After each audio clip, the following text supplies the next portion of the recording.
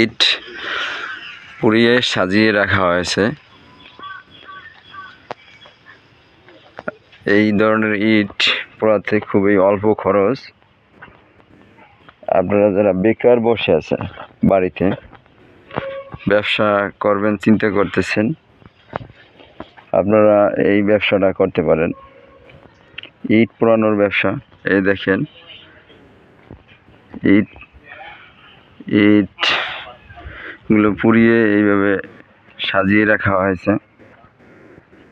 এই যে ইট, এই ইট পোড়ানোর জন্য খুব বেশি খরচ নাই।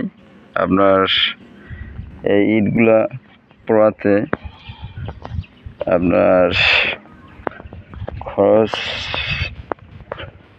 হয় মাত্র